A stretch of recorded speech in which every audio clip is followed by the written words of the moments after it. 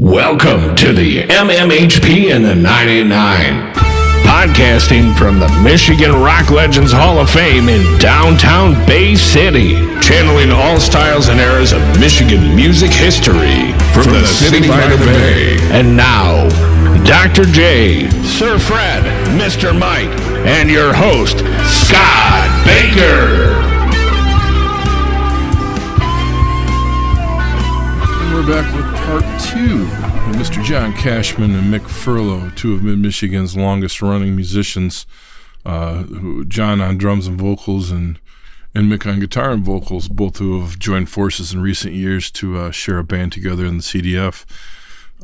Both Cashman and Furlo play linchpin to many outside musicians that have gone on to do other things in the world of music that we're familiar with here in Michigan, and both continue to write, record, and provide major bedrocks of music to this day.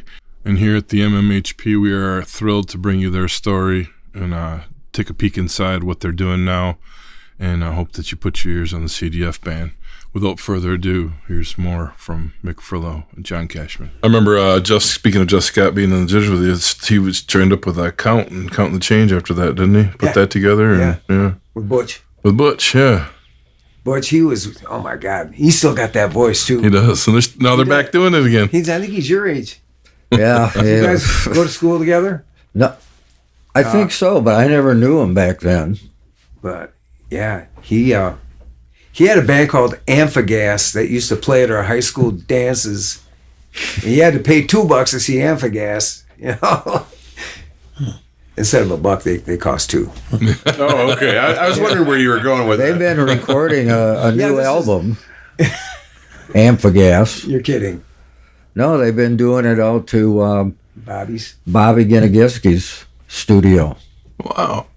No kidding. It's probably done now. I've been hearing about it. Wow. I'd like to hear that. And the only issue they had was getting Butch out there. I see Counting the Changes back in the... Yeah, I saw him at the, right by where I live in Essexville. Well, we're in Essexville. Center Road Bar, yeah. At the, Center Road Bar. Huh? Center Road Bar. Center Road Bar. And they had a New Year's gig. So I was good. No, this was before. It wasn't on I New just Year's. seen that they're back on a regular rotation now. They so sounded good. I enjoyed the songs that they do. When I was turning 21 in the 90s, it was seeing them and Jitters. I love the name, Counting the Change, since Counting the Colony. Every time you go up and down Midland Street, there was a band in every bar, and they were in one, and I got to see all you guys playing. Well, they were the host band for O'Hare's for quite a while. Yep. Swivel and Jeff. Yeah, they were good. I actually brought Iron Butterfly when they came to town to play. Mike Bachelupo booked them, or whoever did back then, for the Bay City Friendship Show. I did the story, and they were like, where can we hang out? And I'm like, well, let's go have dinner, and we'll talk about it. We did. And I took them down to jam with Counting the Change, and I knew Swivel real well, and Butch goes, what the hell are these guys? I said, they just wanted to do Inagata Vita. They're like, we never have jammed in our entire career. The two of the original members never sat in with any other band in any other town, and they did that night, and they tore it up. And I have pictures of it and stuff. It was pretty cool. Did they do the extra long version? Oh, yeah. And it had a 30-minute keyboard solo that 30 night. minutes. Oh, man. Mick, didn't you have a Rolling Stone tribute band for a while? Yeah, 2007 or 8. Lasted a couple years, just a short while. That was a lot of fun. You were Keith, right? Yeah. Yeah, I saw you you played on Midland Street. I think, if I'm not mistaken, was that the first gig the band did? I'm not sure. I'm just trying to remember the publicity that. I think it might have been. But there were a lot of people there for that. Yeah, it was an outdoor thing. We had Earl Cavanis, and I think he had a couple of daughters that played horns, but Earl was playing sax, and he had a pretty good Mick Jagger too. That young guy was okay. Yeah, Silverthorn's kid, right? Nigel. Yeah. Okay. Yeah, he did good. And we had this. God, man, that band was fun. It really was, because you played like casinos and places like that where it's the money was great. Well, yeah, and you can't go wrong playing the Rolling Stones. Yeah, I mean, that's a sure draw. Yeah, captive. I'll go along with that. You've done a few of them yourself. Yeah, I've done a few Stones. I've sat in on sax and guitar with you guys. For a few of those, Well, we had that short-lived Stones tribute thing, Sticky Fingers, for a while, where I did all the lead vocals from behind the drums, so I got to be Chuck and Mick at the same time. We had this gig we did a couple of times, a couple of years in a row, at a place in Maryville, Tennessee, and it was called The Shed. And The Shed was a Harley Davidson dealership. And out in the back, they had a pavilion where they had bands and they had food and they had a bar, And it was great. And the PA was awesome. And they had like 5 different video cameras going on, And one of the nights we were there, and you take the video home with you, I don't know how they did it, but they had, I'd be standing there, just playing, and they kind of superimposed, they cut Keith in. He's standing right next to me in this video. Seriously. And same thing with Nigel, Jagger would be standing next to him, singing the same song. And they did a heck of a job, cutting that, but it was fun. Did all the Harley guys line their bikes up in front of you like Altamont or whatever? They're beating. Yeah. And start beating the crowd with pool cues.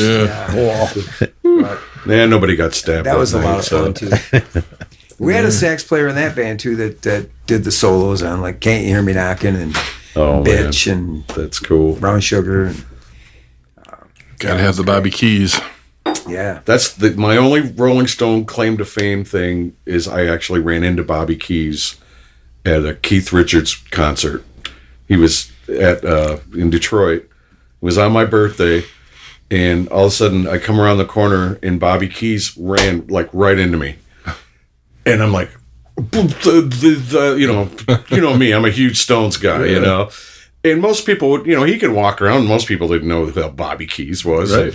And I'm like, "You're Bobby Keys." And he had that Texas accent. Everybody's like, "Hey, mate, blah, blah, blah, how's it going?" And shook his hand, and I just went on my way. And I was just, oh, my God. I just met like a fifth Stone, It's like visions of Brown Sugar going through my head and stuff, But yeah, that was the expensive Winos tour. I took my mom to see that. Yeah. Cool. Yeah, my mom was there. Was that at the Fox? People were passing, they were passing joints over my mom's head at the Fox. Can I say that on a podcast? Yes, everything. you can. All right, okay. We're all open. All right. Yeah, it was that hilarious. was a wonderful show at the Fox. Oh, man, saw that was so too. good. Yeah. They had the Steve Jones playing drums, who's now replaced Charlie Watts. Yeah. Waddy Wachtel on guitar. Yeah, that was Keith had a great band there. Yeah, Expensive Wino show was awesome. They just released some more live material from those tours when that Not Talk Is Cheap, but the second Main Offender reissue just came out last year. Okay. Talk Is Cheap came out a few years before that, the reissue of that, and they're putting out live stuff, and Sirius XM was rolling them left and right, like live Expensive Wino weekends and stuff, and good stuff. I had to get a copy of that. That was excellent. I remember at that show they gave you a free promotional cassette. They had "Don't Take It So Hard" and nice, and something else on the other flip side of it. That was the 90s, man. Yeah. I remember that at government meal shows. You get a free promo cassette when you come in the door. I got one at an Iggy. I got one at a Chris too. Robinson show when he was going solo from the Black Crowes too. Yeah. Maybe we need to do that, Mick. Free promotional cassettes. There you go. Yeah, make a note of that. Write that down. So in the 90s, Mick, you had Zingers and you had Fortney. You took a break. Fortney was done. It was done at that point? Yeah, that lasted till maybe 89. It burned sold down. It burned yeah. down a couple of years after that. Didn't Yeah, it? it was closed. Did you sell it? How did that end? That, Or is that off the record? I'm not. I can't even recall what the heck happened. This leads us to our next story. How Right. you were in a cleanup mode for a few years. Oh, yeah, that happened like around 20 years ago. I got back into it. I was sober for about a year, and we put the Mick Furlo band back together to do a benefit for. They started a foundation for Nick Andros From Polk, yeah, with Dean. Yeah, in his name, he passed away, and they had a big benefit show at the pub, and we got that band back together, and that was a lot of fun. The Robertson brothers were there too. I think they called themselves Maybe August at the time. The Avery Set, I remember them. Chris Zender, you ever? Oh, wonderful songwriter. Yeah. It's one of the top songwriters in our area. He is. He is. Frankie Moose original. And then, after that, I joined a group called Day 8, Mark Krawczak, Jeff Cody, and Junior Cantu. That was a lot of fun. It was a lot of fun. We never got real, a lot of notoriety or anything, but we could play some different material that nobody else is doing. One thing, in the groups that I was in, we were always able to do some stuff that was kind of challenging. I weren't afraid to try some stuff, So, and before, in the 90s too, there was a couple of groups. I was in one called Trip Zero, another one called The Batteries. And we're some younger guys. Had a lot of fun. Remember Todd Kula, the drummer, and Johnny Dinsmore. He lives in Florida now. Oh, yeah. Oscar Gomez. In Florida. Billy Golden. Didn't Tommy Towns play in the Jitters with you? No. No, didn't. I thought Tommy worked with you at some time. No. Those were all pretty much cover bands, and then when I was with Day 8, I started writing some songs, and we put together a show, and I had maybe 20 songs at the time. I started writing again, and that kind of fizzled, and then I hooked up with John and Neil and Sean, and when COVID, before COVID, but Neil, aka Rob Atha. But when COVID hit, everything was kind of shut down, and I wasn't working there. A lot of guys got laid off, and they're paying you enough unemployment to not work. So I just went crazy and started writing, and I took about. I think I was off for 3 or 4 months, and I just wrote 3 or 4 songs a week. Started building a catalog. And a lot of them are, rubbish, but well, yeah, but you're banking. But some of them were worth recording, and so that's kind of where we're at today. We still have a lot of material to choose from, and I still write all the time. I retired September 1st. Congratulations from the Carpenters. Thank you, Local 706. And now I got time to do that kind of stuff again, and we're doing it. We're on our way. We have a lot of material, I found that during COVID, talking to other songwriters like myself and you, some of us had it going on because it was our first break we've had in I don't know how long. And right. I could not quit writing. I mean, I counted my tunes. I already had like 20 or 30 in the bank. Sure. I was at near 90, and I wrote the record that's coming out in a couple months here or a month. Like during that time period, I'm like, holy, like that. I just learned to get in Pro Tools, learned to use the studio, learned to really dial in some songs, and every idea that came to me, I just grabbed them. Yeah. And then there was others, man, that I'm not inspired at all. Don't know where this world's going. Freaked them right out. Didn't know what to do. Like I have a few musician friends that were like scared to do anything, including stay home and write. They were just. It was like a mind fuck for everybody, It was like nobody knew. You're either heading one way with it musically, or you're just not in the mode because you're so flustered with it. And it was amazing to see the differences. You got to get better the more you do it. I mean, how can you go wrong? And like you said, you just write every day. And saw some stuff online, I hear different people talk that write, say, don't worry about it. Not every song's going to be great. Write for the garbage can. It doesn't matter. It doesn't matter if it's trash. You're practicing. Yeah, right? you're scratching that muscle. You need that. The muscle's getting worked out finally. Right. Yeah. So, and now I kind of have an idea of how to do it, and an outlet. I mean, I still write some garbage, but I just make it a practice to practice writing instead. Wonderful. Do you go back? Do you find yourself like maybe going back to a song you wrote 5 years ago and reworking it? And absolutely, yeah, because that's come about a few times. absolutely. Yeah, that's what always fascinated me about the Rolling Stones is that they would start working on something, and if it wasn't to their liking, they let it go. And then they might come back to it a year or 2 or 3 or 10, and come back to it and revisit it. Absolutely. And, sometimes produce a classic. Yeah. Sometimes you surprise yourself too. Like, I forgot more of them that, I'll look things up because I recorded them all. And it's just a guitar and a voice, but I record them all and I, put them on a flash drive, and, songs that I didn't think were worth a hoot, a few years ago, I think, wow, I bet if I did that with this verse or put this bridge here, and then you find yourself rearranging things, and it, too, Scott, my kind of a formula I always used was, if I can write one up in a day, and you're sitting there for some hours. Yeah. And you can write it up in a day, then just, okay.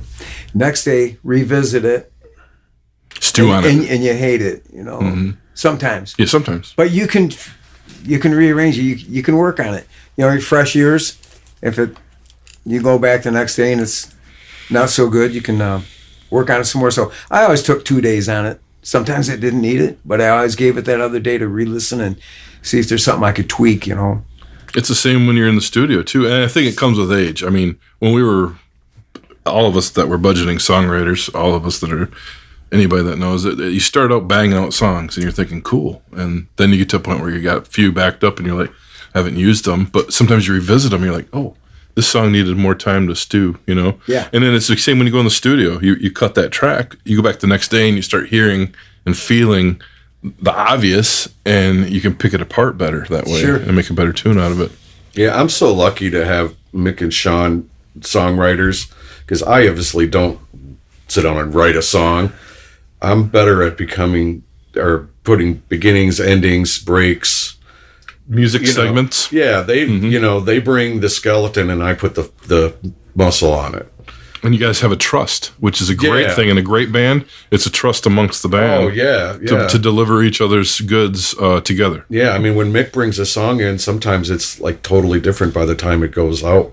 But it always ends up coming into something really, really cool. Yeah. I mean, we've come up with some great stuff, and I'm so excited about this next one we're doing, too. Yeah. We got 6 songs, I think like 6 songs in the can so far. And it's coming together pretty quick. Yeah, and when we get in a studio, it's like we'll knock out, like I'll do 2 drum tracks in one take, and I always start the day with a drum track that we're going to do for the next song, and then we already have the drum track that I did last time, and then we work on that. So we're able to knock out like 2.5 songs every time, and you have a method. Yeah, and it doesn't hurt the fact that I've earned the reputation as Johnny Two Take. Mm-hmm. You've had that since way back. Yeah, I've been like I'll nail a drum take and sometimes one time, but Andy will force me to do another take just so we have to. Yeah, and once in a while he'll Frankenstein them together, but we save so much time with the fact that I mean I go in the zone, man. You do. And then that takes us back to your original music history. We left off at Radiotherapy. You guys put out 2 albums during that period? Yeah. And then you went on, you were in Muddy Gumbo with me. Yeah. My first project that came out when I first started out. That was fun. I mean, that was probably my first taste of an all original band other than Round. But even Round did a few covers. And I wanted to bring up Round too, because I mean, you were on. Have you been on every Round record? No. I replaced Scotty Cosley actually from the Burdens. Yeah, we had him on that episode. Yeah, he was the original drummer. But I had a lot to do with I think the last 2 or 3 Round things, including the reunions, right? Oh yeah, I do all the reunion shows. Yeah, we'll probably do one this year. And that's you and Rob. Yeah, it's usually me and Rob, and then recently we've got Frank and Judy. They've been coming back. I've gone. They were in the Round before me, and they've come back with Ethan too. Yeah, Ethan too. Yeah, so it's this huge sound. We got 2 guitars, keyboards, bass, drums, and then Ronnie singing. But then we go around the block and everybody sings a song. Oh, cool. I'll sing, Frank will sing, Judy sang one, Ethan, of course, Rob, and it gives Round a break too. Mm-hmm. We had an episode with Round here too, where he got to spew it. I mean, we've had a lot of the local guys that you've been through on here, and I know you wrote "Jah to Jesus." That was your tune. That was, yeah, we still play that. And that was in. You started that with me and Gumbo. I think that came out of Radiotherapy. Radiotherapy is when it was first written. Yeah, I've been singing that song so long now that it's to the point where, okay, I'll do it because people want to hear it. It's become a part of you. It is. It's become synonymous with me. Mm-hmm. But the song has evolved over the years. Like when Savior Machines actually came about because we went back and re-recorded all the Radiotherapy stuff that we never got a chance to record right. Because we recorded everything. You remember, you were there. We recorded it in a comic book store. Yeah. All right. But same with the first Muddy Gumbo. Yeah, exactly. Yeah. The board was out on we had to clear my register off, and we ran 50 billion cables through the back, and all that. But that was how Rob and I first got together. It was just me and him. We're the Savior Machines. And we went in the studio, just me and him, going back and recording all this. And Andy did some bass tracks, and then Tommy Towns came in from Radiotherapy. Yeah, he played on some of it, and then he eventually moved on. And then after that, it got to be guitarist and bass player of the month club. I mean, we had all kinds of people, and we didn't really finally get a concrete lineup until Mick and Sean came. And when those two came in, that was like the icing on the cake. I mean, will you guys give us a little feedback on Sean? I mean, Sean came from a unique thing too. He was a touring Banana Convention member. Oh yeah, big time local monster bass player. He always has done his own thing. Yeah. How did that come about with you guys? Well, I think Mick, you got a hold of him, right? Him and Steve Myers worked together for Mid-Michigan Music, was it? In Midland? Yeah. And those guys knew each other. They're buddies. Well, Steve was going to move a Mid-Michigan Music, go into business for himself in the old town gym across the street from, where the Forney was. On Hamilton and Saginaw. Yep. They got that going a little bit, and I took a guitar. I had this one that I like to play all the time. That's in my hands at home all the time. It's an Epiphone Wildcat. And it wouldn't stay in tune. And it wouldn't stay in tune, and it wouldn't stay in tune again. And I took it over there, and I knew Sean and Steve knew how to work on stuff, and took it in there, and they had them work on it. They had it for a couple of days, and I had just agreed to join you and Neil. Yeah. And I asked Sean if he was busy, if he wanted a gig. And he said, yeah. And then, I'll think about it. And I told Rob about it, and Rob stopped by because he works in Saginaw on a Fashion Square Boulevard. And he stopped over to the store and met Sean. And that's how we got. Yeah, I literally didn't know the guy at all. Right. I mean, I know we played a show together one time when he built 2 different bands. It was when I was with the Abbey Road Project, the Beatles thing, and Banana Convention played the same show. You didn't know each other. Didn't even know him or whatever, but I just knew the first night he ever rehearsed with us, I was like, Oh my monster God. player. What awesome. I never worked with a bass player of that caliber. For a young guy, he's an old soul, you know? And he just brought something totally unique, and he made playing drums fun for me again. Yeah. You know, and we just locked in, you know, and we do to this day. I mean, just hard to describe. And he's such a brilliant songwriter, too. When you saw the Banana Convention, that the rhythm section was happening. Oh, yeah, for sure. You know, as a musician, I mean, that's what I noticed. He was a lock, you know, in that band, too, and you knew it, you know. Yeah. And I didn't know who he was either, really, till I finally met him after I'd seen the group a couple of times. Matter of fact, they opened up for Foreigner at the Pig gig one time, some years ago. Mm-hmm. They went on before Foreigner. Yeah, he's a real good young talent. He got to do a show. Jeff Jans was putting on the singer-songwriter nights here at Modes last year. Yeah. And he invited him in for one night, and I was there helping Jeff set up the recording. I had to leave early, but it was a pleasure to see him, and him a little bit nervous to perform his own songs that he wrote. Yeah. And I was excited for him because it's like, dude, you're really popping out here What now. did he do that night? I wasn't there. I ended up having to leave. I had to help Jeff set up the recording that night, and I had to go get my kids, but it was cool to see him in his little... Like it was a different vibe. Usually I see him with a band all the time, you know, and it was like, he's like, man, I don't know. You could see he was a little uneasy that night. It's so interesting, the way, I mean, no two songs are alike with him. And I think your record really reflects that. I mean, you guys got a solid album, but with the vibe is just, it goes perfect. It's a good listen. It doesn't stall you in one moment. It keeps on rolling, that record. Back in the day when you listened to an album, it was an experience from first to the last song. And that's, to me, the last CDF record is like that. It's just, like you said, it's a vibe, and it ends with a huge lesson in love. Actually, I want to mention, too, that Mick's brother Tony sang on that last record too. Oh yeah, that was really fun to have Tony in the studio. Yeah, and we had other people, like we had Scott Vandell, who my God, you know, he's like our area's Jeff Beck. He's Steve Cropper's Jeff Beck, whatever you want to call him. He was the studio cat. He got to play some songs. Andy played on some. Who else do we have in there? I think that was it. Yeah. One thing I want to say about Sean's songs, I love how they come together too. You know, after we get done with them in the studio, it's like, damn, I'm glad we did this. You know, seriously. I mean, some of his stuff really shapes up.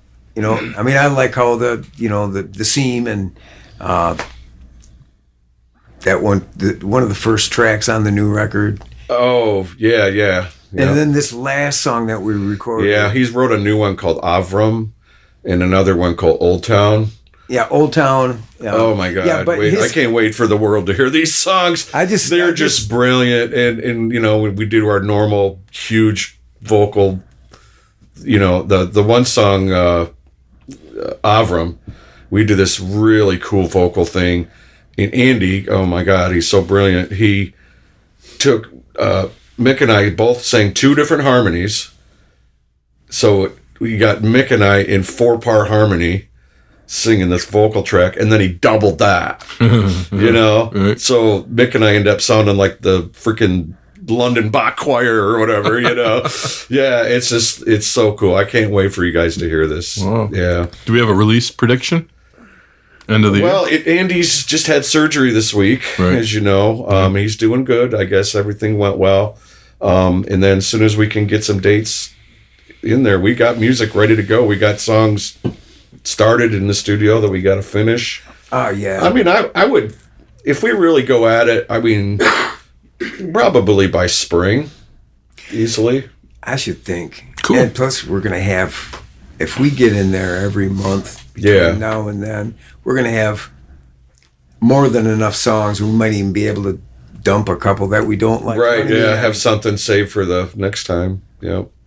We'll probably. This is probably the first podcast we've had where we're hearing more about a new record coming out than the past stuff. I'm impressed. Yeah. There's a lot going on with you guys. I'm so excited for this next one. It's so cool.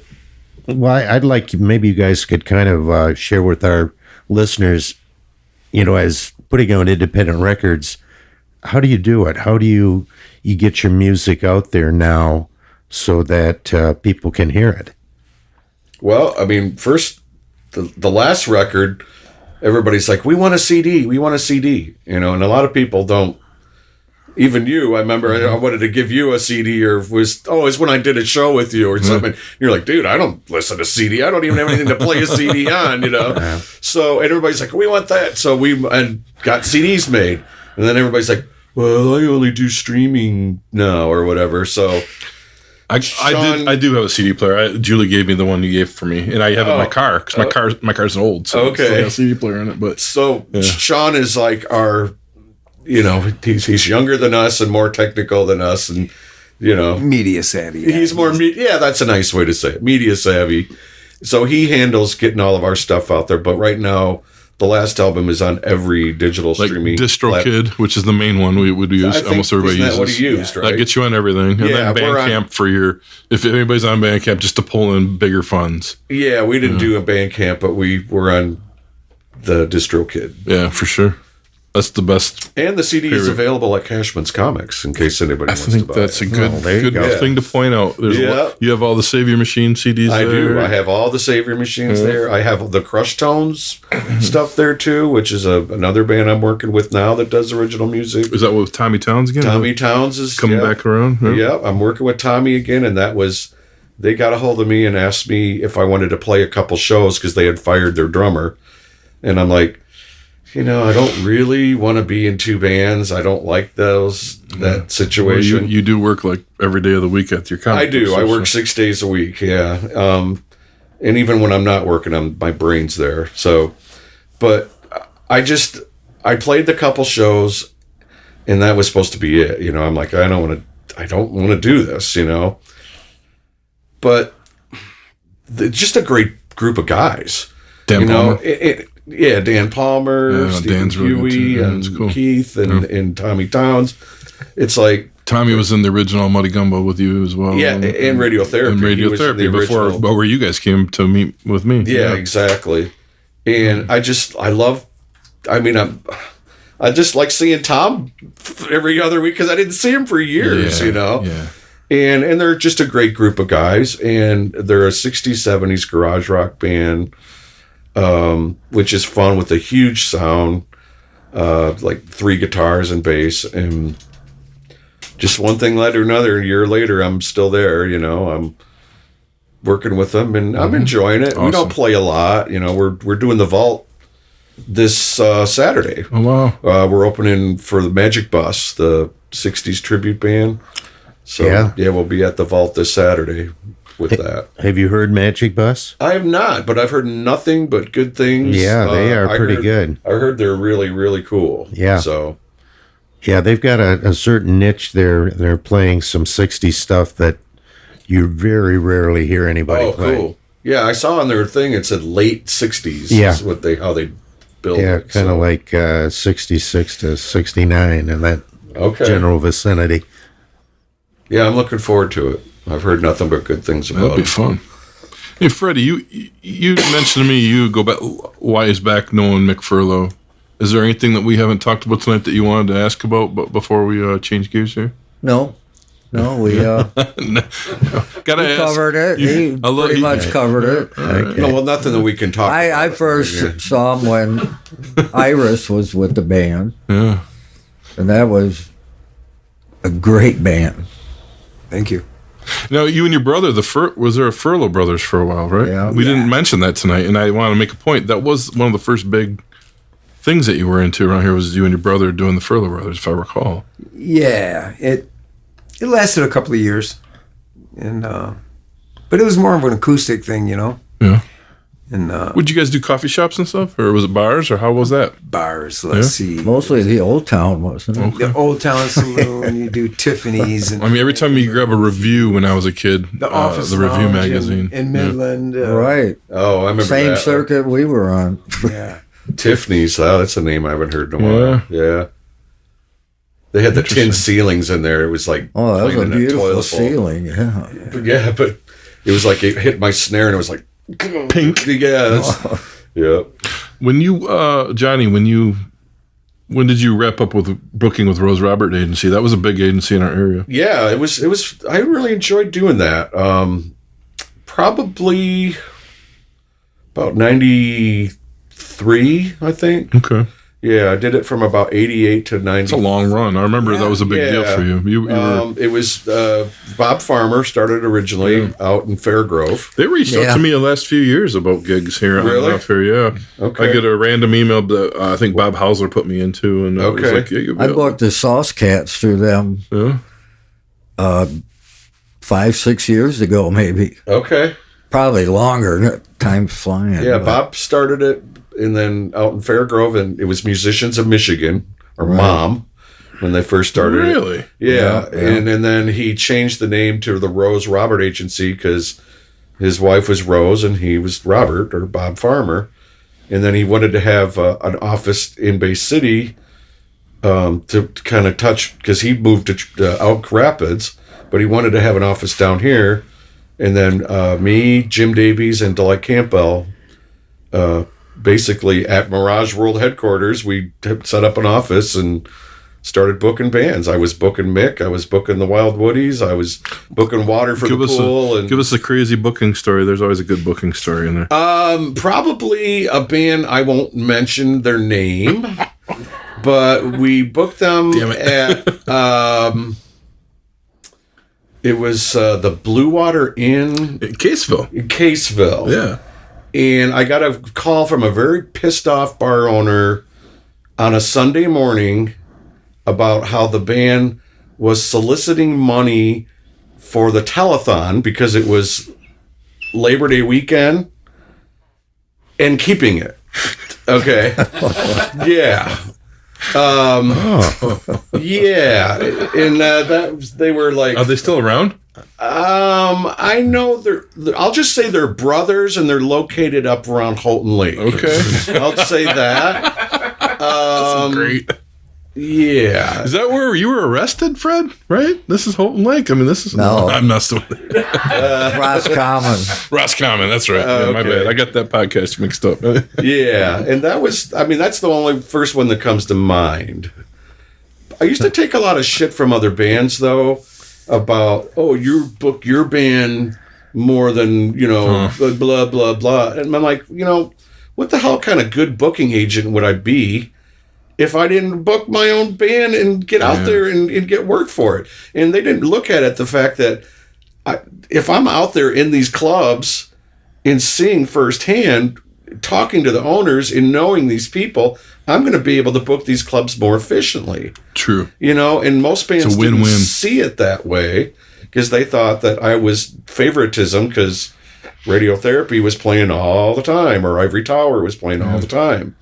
So What are you going to do, though? I mean, it's like, hey, Right. the booking is hard enough as it is. It was. If I'm behind the phones and you need someone, and sometimes that happens especially that if way. it's like a dry call where because 80% of the time we were just calling bars all over Michigan going, hey, we're from the agency, we'd like to work with you. And they're like, no, we book our own bands or blah, blah, blah, and whatever. So it took a lot of persistence.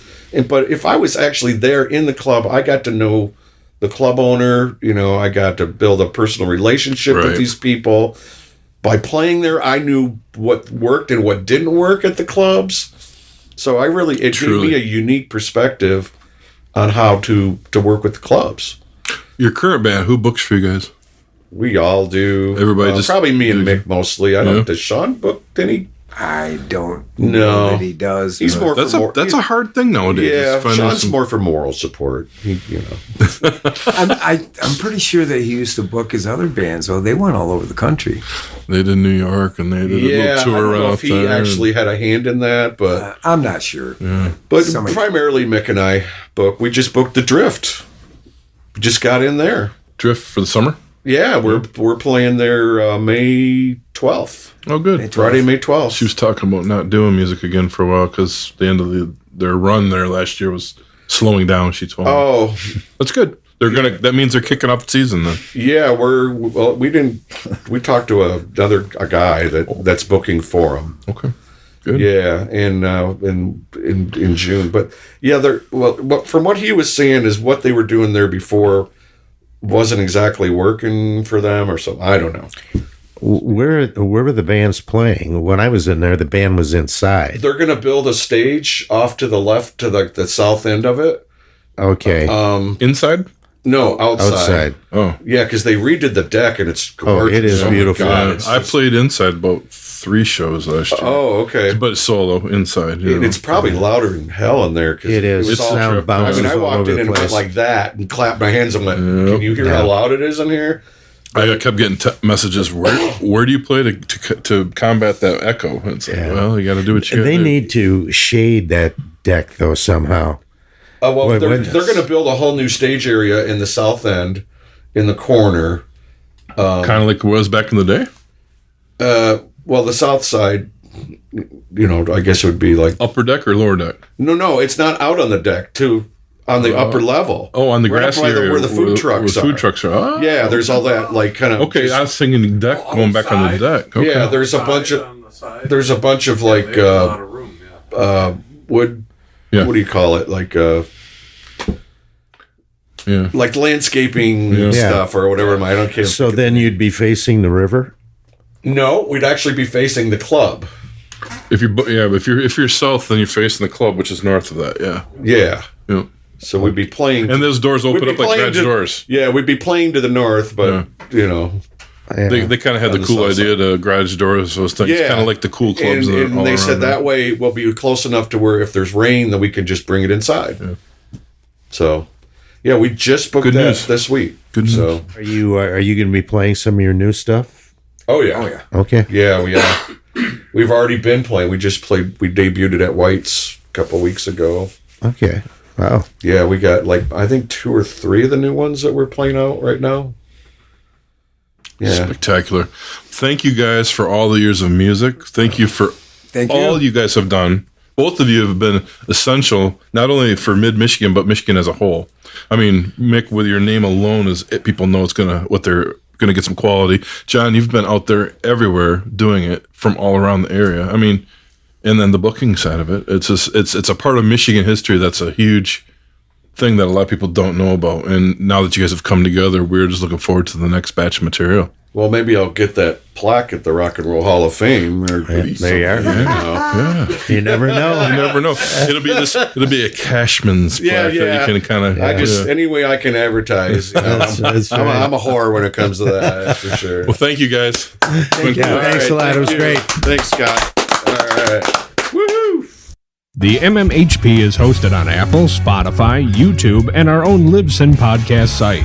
You can also search MMHP 989 on Facebook for up-to-the-minute information, as well as both Dr. J and Sir Fred's album picks of the week, posted every weekend. Don't forget to look for Mr. Mike's local music live series, posted frequently on MMHP's Facebook hub, as well as Scott's Mid-Mitten 15 from Harvest Canteen, featuring one-on-one interviews with Michigan music artists. You can connect with Scott on the web at scottbakermusic.com, Dr. J at michiganrockandrolllegends.com, Sir Fred at fredrife.com, Mr. Mike at YouTube at Mr. BT1. That's MRBTEE and the number 1. Brought to you by Michigan rock and roll legends located both inside the Bay County Historical Museum on Washington Avenue, as well as Scotty's Sandbar on Evergreen Drive at the Bay City Middle Grounds. On behalf of our hosts, Dr. J, Sir Fred, Mr. Mike, and myself, this podcast wouldn't have been here without the voice of the MMHP, Mr. Eddie Switek, the generosity of the Bay County Historical Museum, which hosts the Rock and Roll Legends Hall of Fame, as well as this podcast, Mr. Alan Garcia, all of our guests, and especially to the listeners. We want to thank you. Savior Machines was my wife's favorite band.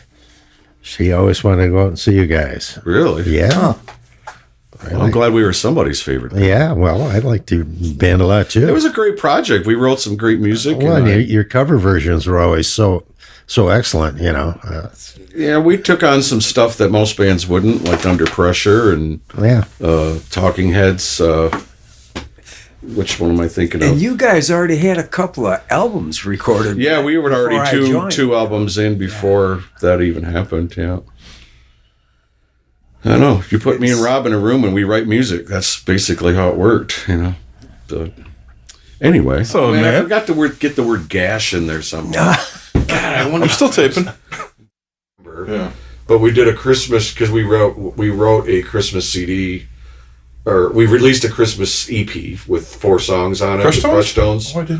Somehow I didn't see it. Yeah, and then we did a CD release party at BMO's. Nobody came. Oh, I did hear about that because you were and posting. It was a Sunday afternoon. We were gone that day. It was Sunday from 2 to 5.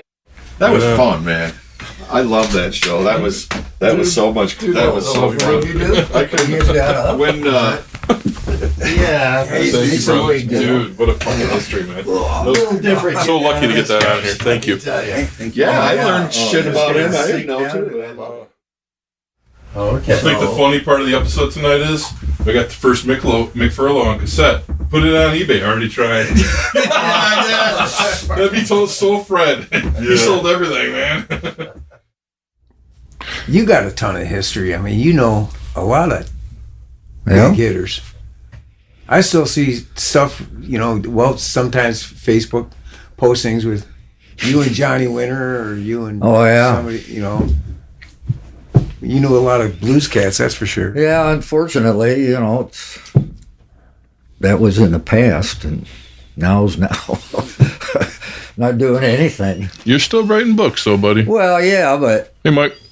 All those, like with Johnny Winter, that was with Lazy Lester, and Johnny Winter sat in with us.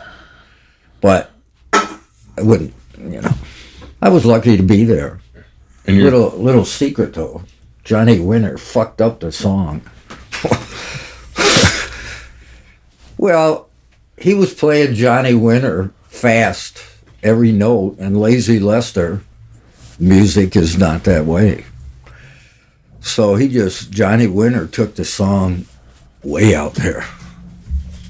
Was that while Johnny could see, or was it towards the end when Johnny was half alive for the last 10 years? He was fine. Was he fine? The last 10 years, man.